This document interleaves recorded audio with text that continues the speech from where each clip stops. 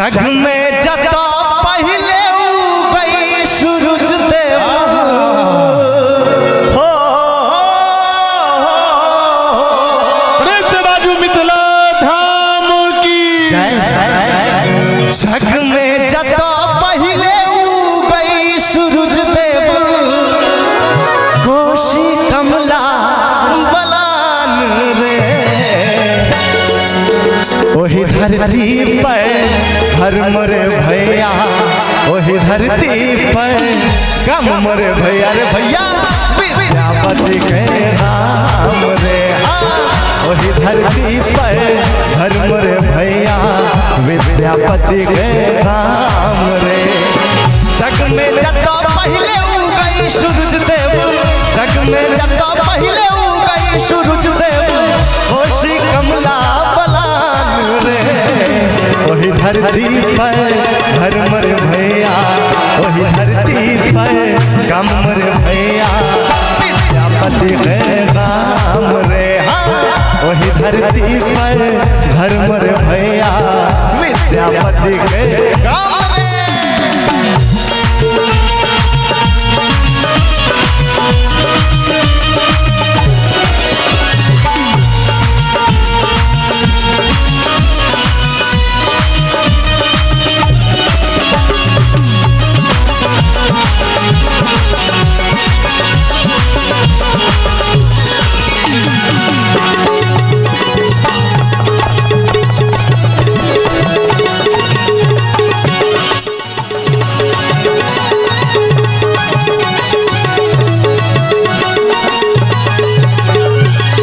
माई जरा दिया बाती दया सब गाबै छै साँझ पराती माई जरा दिया बाती दया सब गाबै छै साँझ पराती पैन भरनी असी लोक सुनाबे सुगा बाँचै छै बेटक पाती मंडन आया जी के ढीह जता छै मंडन आया जी के ढीह जता छै पावन लाठा दलान रे वही धरती पर हर मोर भैया वही धरती पर कम मोर भैया रे भैया विद्यापति के नाम रे वही धरती पर हर मोर भैया विद्यापति के नाम रे।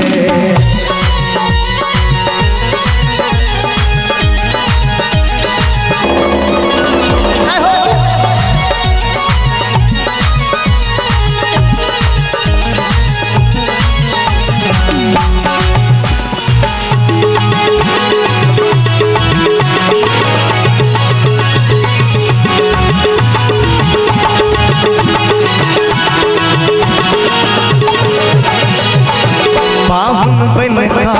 राम लभेला उगना बन शिव शंभु एला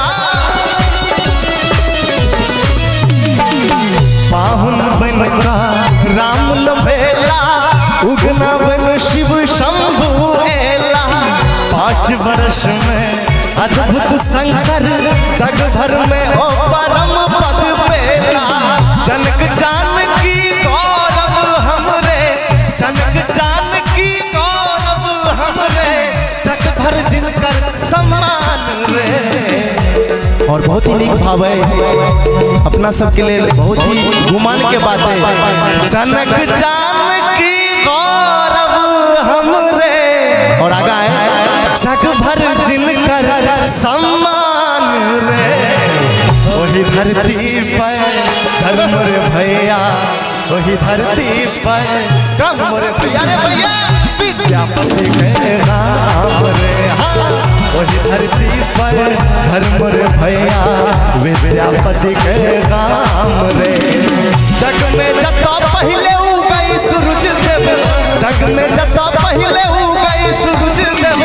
कोशी कमला बलान रे वही धरती पर हर मोर भैया वही धरती पर कम मोर भैया विद्यापति के नाम रे वही धरती पर घर मोर भैया विद्यापति के नाम रे वही धरती पर घर